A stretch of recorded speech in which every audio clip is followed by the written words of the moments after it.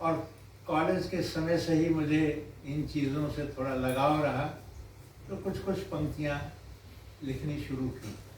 अब पिछले 3 सालों से निरंतर लिख रहा हूँ। तो मैंने मेरी जो पसंद की विधा है वो मुक्तक है। कुछ नज़में भी लिखी हैं लेकिन मुक्तक है।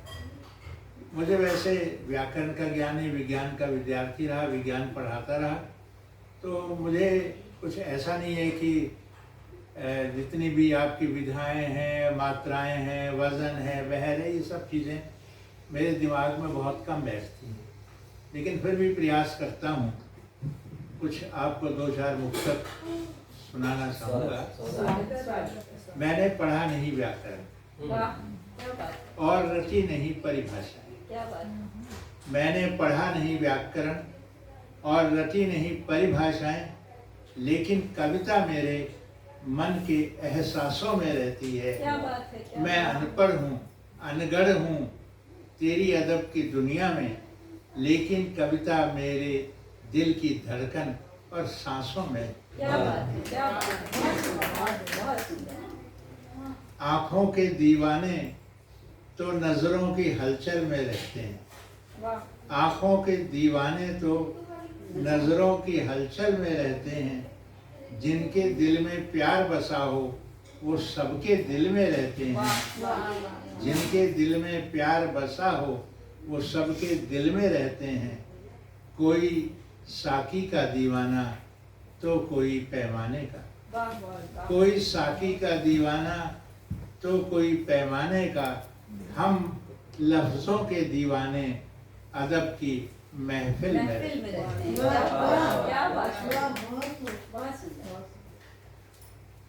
मेरा मकसद कुछ ऐसा नहीं है कि मैं कोई बहुत बड़े बड़े ग्रंथ लिख दूंगा। इस कोरोना के समय में मैंने 6 पुस्तकें ज़रूर प्रकाशित की हैं। आगे भी है प्रयास मेरा। अभी मेरा एक संकलन तैयार करने की योजना है, काम शुरू भी किया है। गुड़गांव के साहित्यकार हैं, 100, 150, 200 साहित्यकार जितने भी हैं गुड़गांव, उनको संकलित करूं मैं और उनसे परिचय कराऊं समाज को, हमारे आसपास के लोगों को। कुछ हमारे जो बहुत अच्छे थे दिवंगत हो गए, उनको भी हम इस बहाने स्मरण कर लेंगे। जो वरिष्ठ हैं उनको सम्मान भी दे देंगे और जो नवोदित हैं उनको कुछ प्रेरणा भी दे देंगे। तो ये उद्देश्य अब है मेरा। अब मैं थोड़ा सा स्वास्थ्य ठीक हो रहा है तो वो काम लेकर के चलूँगा। आप लोगों का भी सहयोग चाहूँगा मैं हर मुश्किल को आसान बनाकर जाऊँगा। ध्यान देंगे। मैं हर मुश्किल को आसान बनाकर जाऊँगा। मैं हौसलों का नया आसमान बनाकर जाऊँगा। चेहरे का क्या वो तो भीड़ में गुम हो जाएगा। चेहरे का क्या वो तो भीड़ में गुम हो जाएगा। मैं लफ्ज़ों को अपनी पहचान बना कर जाऊंगा।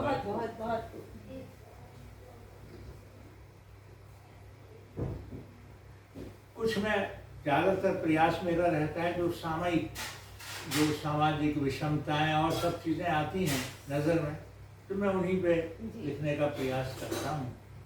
आजकल जो माहौल है देश में नफरत का, और विशेष रूप से हम देखते हैं जरा सी बात पर लोग पिस्तौल में निकाल देते हैं, गोलियां चला देते हैं। उनके लिए जैसे मर्डर करना तो बड़ी मामूली सी बात है, कोई फर्क नहीं पड़ता है। तो उसी पे मैंने एक मुक्तक लिखा था, इधर भी शमशीरें हैं उधर भी शमशीरें हैं, इधर भी शमशीरें हैं उधर भी शमशीरें हैं, सबकी कमर में बंधी हुई शमशीरें, सबकी कमर में बंधी हुई शमशीरें हैं। कोई किसी से गले मिले तो भला कैसे मिले, कोई किसी से गले मिले तो भला कैसे मिले, सबके हाथों में तनी हुई शमशीरें, सबके हाथों में तनी हुई शमशीरें हैं।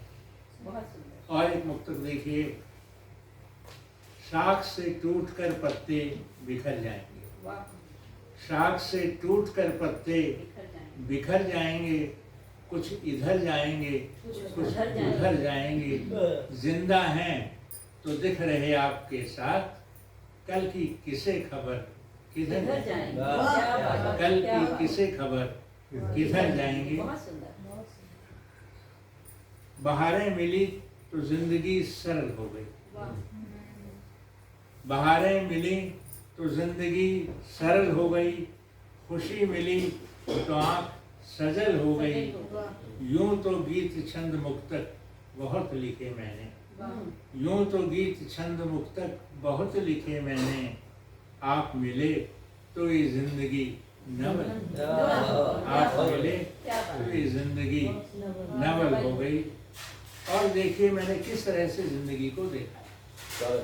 मैं जहाँ रहा कॉलेज टाइम तक, और वो इलाका अवध का है, मुस्लिम्स भी बहुत हैं, और वहाँ लोगों में पान खाने की आदत बहुत ज़्यादा है। आपको 10-10 फीट की 10-10 गज की दूरी पर पान का खोखा, पान की दुकान ज़रूर मिलेगी। मतलब लखनऊ से आप आगे चले जाएं, बनारस तक, इलाहाबाद तक, ये बड़ा कोई आपके यहाँ आएगा, वह आप किसी के यहाँ जाएंगे ना, तो वो और चाहे कुछ नाश्ता ना कराए, वो पान का बेड़ा फटाक से मंगवाएगा, आवाज़ देगा, रामू जरा 4 पान भेज देना।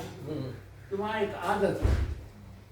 और मेरे पिताजी की कपड़े की दुकान थी, तो वो सब घूमते फिरते, जो मैंने जिस तरह से जिंदगी को देखा है वो देखिएगा बानगी।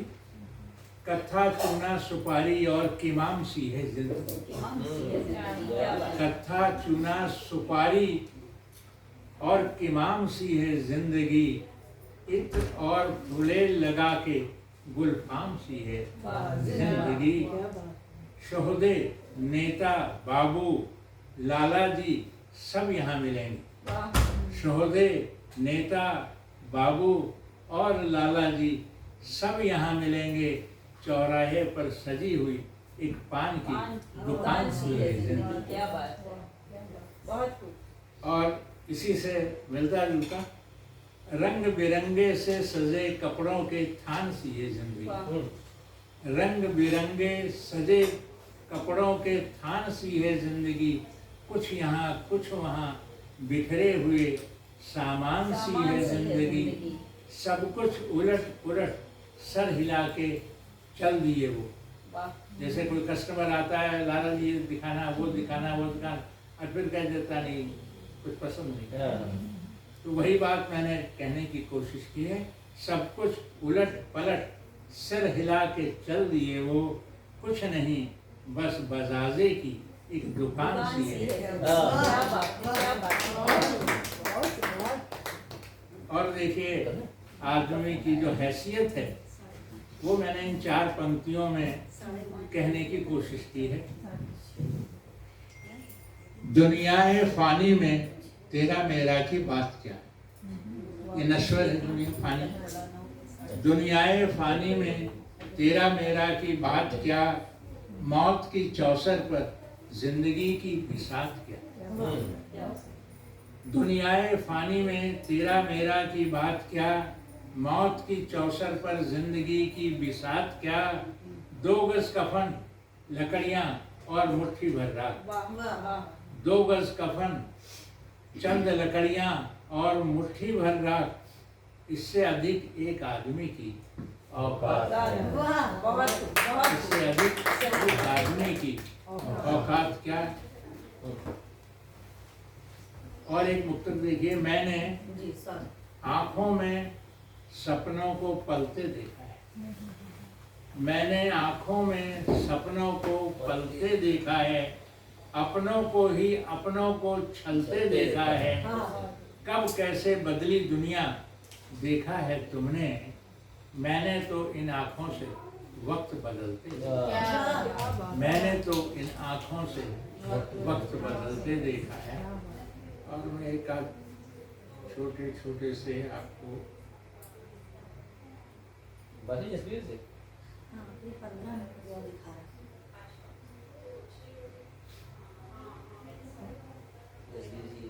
एक नज़्म आपको सुनाना चाहूँ। मुझे बहर वगैरह का अनुमान नहीं है ना, तो गजल नहीं लिखता।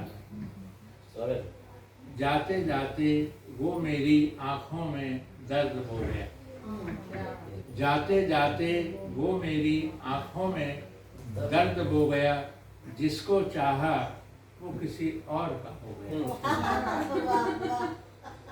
जिसके इंतजार में रातें गुजारी जाग कर, जिसके इंतजार में रातें गुजारी जाग कर, वो जब आए तो मैं मुंह फेर कर सो गया। जो चाहा था वह आज तक हुआ नहीं, जो चाहा था वह आज तक हुआ नहीं, जो नहीं चाहा था वही जिंदगी में हो गया। झूठ का तरफदार तो मैं हरगिज नहीं था, झूठ का तरफदार तो मैं हरगिज नहीं था, सच बोलकर फिर मुझसे गुनाह हो गया।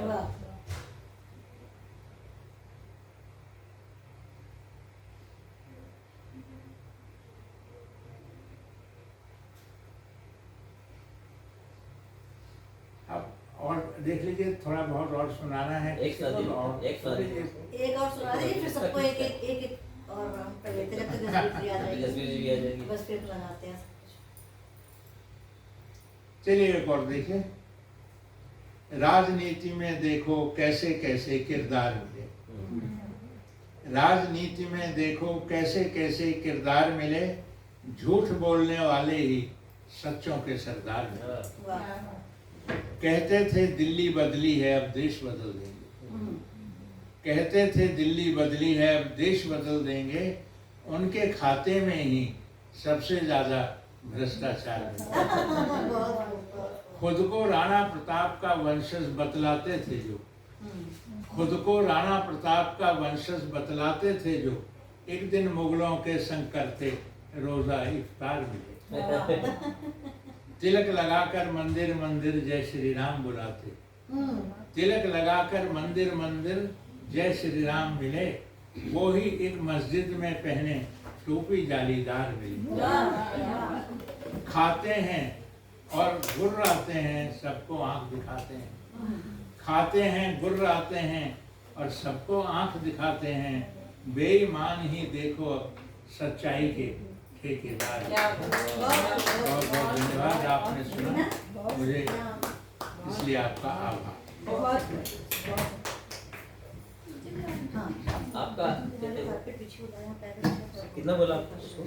टाइम क्या बोला उनको आने के लिए?